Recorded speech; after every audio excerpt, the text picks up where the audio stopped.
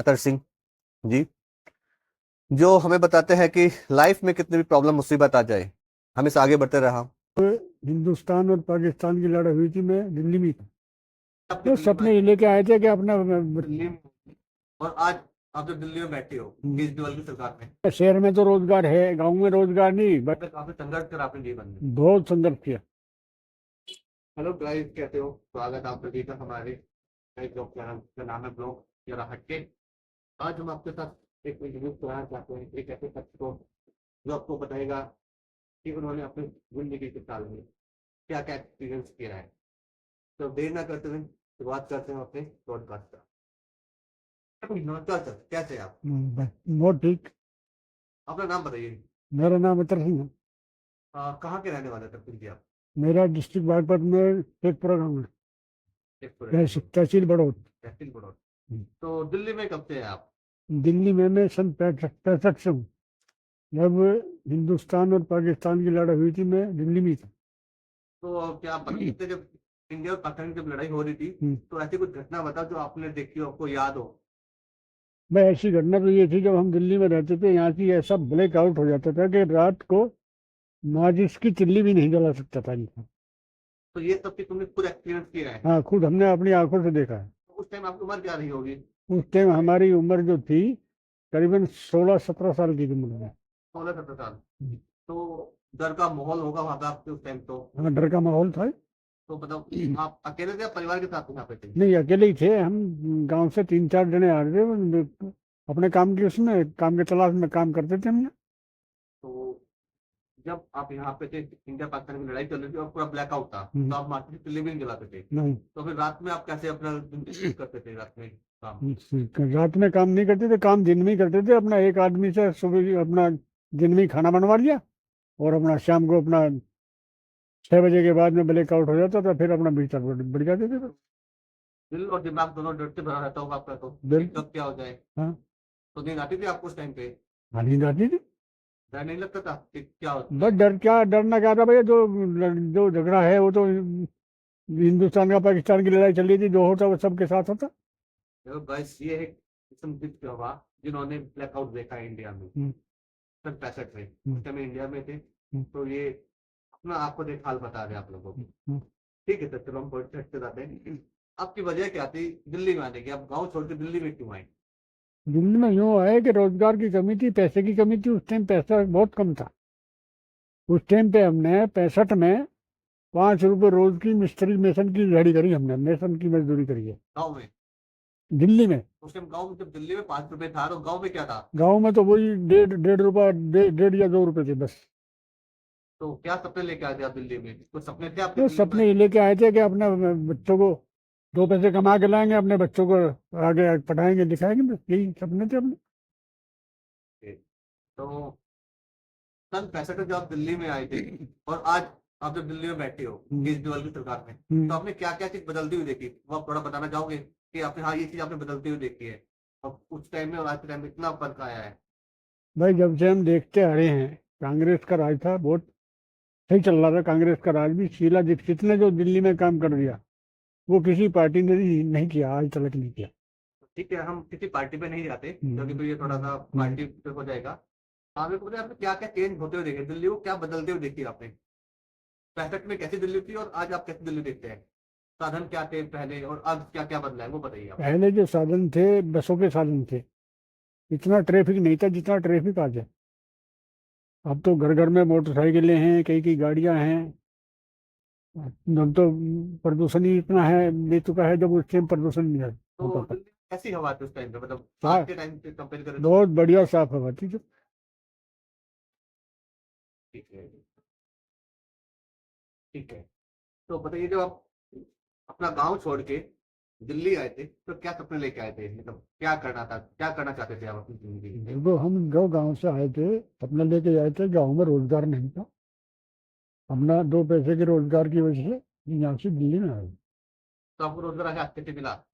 रोजगार यहाँ से हमें आया था, रोजगार मिल गया। अपना काम करते रहे, महीना 2 महीना काम किया, 2 पैसे इकट्ठे हुए, अपने गाँव चले गए। तो आप महीने 2 महीने में गाँव जाते थे, अपने परिवार से मिलते थे? तो साधन क्या होते थे उस टाइम पे अपने गाँव जाने के आपको? साधन थे, हमारे यहाँ से जाने का साधन था, बसें थी यहाँ से बड़ौद तक, और बड़ौद से जो मेरठ को रूट जाता है वहां से भी बस थी, बस से भी चले जाते थे। पहले छोटी ट्रेन चलती थी, छोटी। अच्छा। और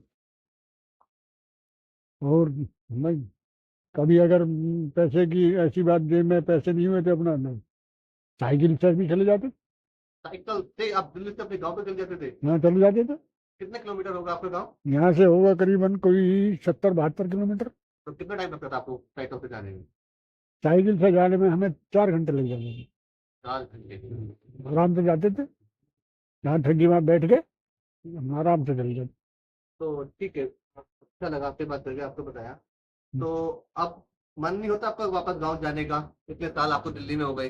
अब दिल्ली में गाँव में चले जाते हैं, वहाँ से हमारा मकान है थोड़ी। गाँव की हाँ, गाँव की थोड़ी बोने की जमीन भी है। हाँ, गाँव की याद आती है, जाते हैं, हम अपने गाँव में जाते हैं, हम भी तो जाते क्या हैं। लगता है आपका डिसीजन सही था उस टाइम पे कि आप दिल्ली आ गए?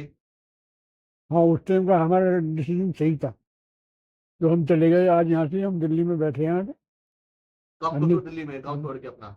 नहीं, गाँव तो थोड़ा ही नहीं, गाँव तो हमारे अभी वहाँ की मकान है, हमारे वहाँ से रहते हैं हम। हमारे भाई परिवार हो रहते हैं, हम शादी ब्याह में भी जाते हैं वहाँ। तो आपको गाँव की याद आती है? याद आती है। तो आज से आपकी उम्र होगी, आज कितनी उम्र होगी आपकी आज? उम्र मेरी तकरीबन 76 वर्ष की हो चुकी। तो आप क्या चाहते हो कि इस उम्र में आप दिल्ली में रहना चाहते हो या अपने गाँव में रहना चाहते हो? क्या चाहते हो आप अपनी बेश, जिंदगी से? इस उम्र में तो जब हमारा मन करे हम तो गाँव में 10-10, 15-15 दिन, महीना महीना रही हमें। ठीक। हाँ, तो फिर शादी आपकी किस उम्र में शादी हो गई थी आपकी? शादी मेरी 67 में होगी थी। कितने साल के रहे होंगे आप जब? जब 67 में मेरी शादी हुई थी, मैं था 18-19 साल का। मतलब जब आप दिल्ली आए उसके 2-3 साल बाद आपकी शादी हो गई थी? हम्म, तो वो भी साथ में दिल्ली में रहते थे या वे वहां पे रहते थे? नहीं, गाँव में ही रहते थे। आप गाँव में, आप दिल्ली में? गाँव में। गाँव में। और आप दिल्ली में? अब मैं दिल्ली में रहता था। अपना शादी करी सब, जब बच्चे हमारे सब हुई थी तो दिल्ली गाँव में ही थे। तो आपने कितना करा कि अपने बच्चों को काबिल करा लिया आपने? हाँ जी, बच्चे तो काबिल हो ही गए, बस अपना जो है 2 पैसे की मजदूरी कर खा रहे बच्चे भी। तो यानी, तो आप लोगों को क्या बोलना चाहोगे जो आज भी अपने गांव में है या बहुत ही कम मजदूरी में काम कर रहे हैं? हम्म। तो आप उनसे क्या बोलना चाहोगे कि मतलब उनको भी गांव छोड़ के शहर शहर में आना चाहिए कमाने के लिए, ताकि अपने बच्चों का, अपने परिवार का कुछ भला कर सके, उनको आगे बढ़ा सके, या वहीं गांव में मजदूरी करनी चाहिए? आप क्या नहीं, कहना चाहोगे? देखो, जो शहर में तो रोजगार है, गांव में रोजगार नहीं भाई। गवर्नमेंट वहाँ फैक्ट्री वैक्ट्री लगा दे तो अपना ठीक है, अपना बच्चे अपना नौकरी वहाँ कर लेंगे फैक्ट्री वैक्ट्री में। तो आप क्या कहना चाहोगे कि गाँव से छोड़ के आना चाहिए उनको या नहीं? नहीं आना चाहिए, गाँव नहीं छोड़ना चाहिए? गाँव नहीं छोड़ना चाहिए। ठीक है। हम्म। और कुछ कहना चाहोगे आप अपने लाइफ के बारे में? कुछ ऐसा कि आपने बहुत कुछ झेला हो दिल्ली में उस टाइम पे, स्ट्रगल क्या हो, तकलीफ वाले दिन आपके क्या रहे थे उस टाइम पे? तकलीफ वाली जिंदगी तो हमारे भाई ऐसे रहा, गरीबी तो थी, गरीबी में रहे हैं। और आज तो भगवान ने अपना ठीक है, अपना रोजगार दे रखा, अपना 2 रोटी कर खा रहे भाई। कोई ऐसी घटना बताओ जब आप बहुत परेशान रहे हो, मतलब दिल्ली में हो और बहुत परेशान हो, अकेले हो और किसी को बता भी नहीं सकते आप, ऐसा कुछ बताओ। नहीं, ऐसा कुछ नहीं मतलब अभी कोई ऐसा समस्या नहीं? है, ऐसी कोई समस्या। तो ऐसा तो कुछ रहा होगा ना कि मतलब बहुत टेंशन में आ गए हो और आपको लगा कि यार बहुत मुश्किल है अब जीना? हाँ, एक दौर ऐसा आया जी। 81 में, क्योंकि हमारी जो मिसेज थी वो भी एक्सपायर हो गई, और हमें ऐसा लगा कि अब हमारा जीना दुर्भर हो चुका। ना तो रोजगार रहा हमारे पास, और उनमें छोटे छोटे बच्चे थे, उनकी भी पालन पालन पोषण करना था। अपना मजदूरी मेहनत कर करके आज उन्हें बच्चों को, हमने दूसरी शादी नहीं करी, अपने बच्चों को अपने पढ़ाए लिखाए, उनका पालन पोषण किया जब तक हम अब यहाँ तक आए। तो आपने काफी संघर्ष करा अपने जीवन में? बहुत संघर्ष किया। और अभी भी आप काम करते हो या फिर आराम कर रहे हो? नहीं नहीं, अभी तो मेरे बस का काम करना नहीं है। और नहीं, मैंने पिछले साल 2022-23 तक मैंने काम किया है। अब मेरे बस का कोई काम नहीं है। देखा सर, आप सभी लोगों ने, संघर्ष जिंदगी का पार्ट है, हमेशा करते रहना चाहिए। कभी भी कोई भी मजबूरी आए, हम्म, परेशानी आए, हम्म, पीछे नहीं हटना चाहिए, क्योंकि रास्ता निकल जाता है। हम्म। बस आप आगे कदम बढ़ाते रहो। तकलीफ सबकी जिंदगी में सबको परेशानी है, तकलीफ में कोई गलत कदम ना उठाओ और बस आगे बढ़ते रहो, चाहे धीरे से चलो पर आगे चलते रहो। अपना और अपने परिवार का ध्यान रखो। बस ईमानदारी की रोटी रोजी कमाओ, ईमानदारी से चलो, तो भगवान भी तुम्हारा साथ देगा। अगर तुम बेईमानी में नियत रखोगे तो भगवान भी तुम्हें छोड़ देगा। अगर हम अपनी ईमानदारी पे थे, हमें भगवान ने हमारा बात साथ बहुत दिया, जिस करके अब हम यहाँ तक आज इस मुकाम में खड़े हैं। चलो जी, ठीक है, धन्यवाद। धन्यवाद। धन्यवाद। आज के हमारे एक स्पेशल गेस्ट थे अतर सिंह जी, जो हमें बताते हैं कि लाइफ में कितनी भी प्रॉब्लम मुसीबत आ जाए, हमेशा आगे बढ़ते रहा, आगे बढ़ो। और ऐसी ही रियल लाइफ स्टोरी हम आपके साथ शेयर करते रहेंगे। बस आपसे एक ही अनुरोध है, निवेदन है कि जीवन में कुछ भी मुसीबत आए, प्रॉब्लम्स आए, कभी कोई गलत कदम नहीं उठाना चाहिए, क्योंकि समय सब बदल देता है। जब अतर सिंह जी दिल्ली आए थे तो बड़े परेशान थे, 5 रुपए की दिहाड़ी करते थे। टाइम बदला, चीजें बदल गई। इन्होंने बताया इनके साथ बहुत दुखद घटना हुई, उन्होंने फिर भी हिम्मत नहीं हारी और आगे बढ़ते रहे अपनी जिंदगी को, और आज इस मुकाम पे बैठे हैं कि सभी बच्चे और सब चीज इनका अच्छे से कामयाब है। तो एक ही आप सभी से निवेदन है, लाइफ में सभी की दिक्कत परेशानी होती है, गलत कदम नहीं उठाना चाहिए। ऐसी ही रियल लाइफ स्टोरी जानने के लिए जुड़े रहिए हमारे साथ, और हमारे चैनल को लाइक करें, सब्सक्राइब करें और लोगों के साथ शेयर करें। जो लोग आपके फ्रेंड्स, रिलेटिव, फैमिली मेंबर कोई भी अगर परेशान है तो उसको ये स्टोरीज भेजो, ताकि उसको एक मोटिवेशन मिले कि लाइफ अच्छी होती है और बहुत ही कीमती होती है लाइफ। इसको बर्बाद ना करें, गलत कदम ना उठाएं। धन्यवाद।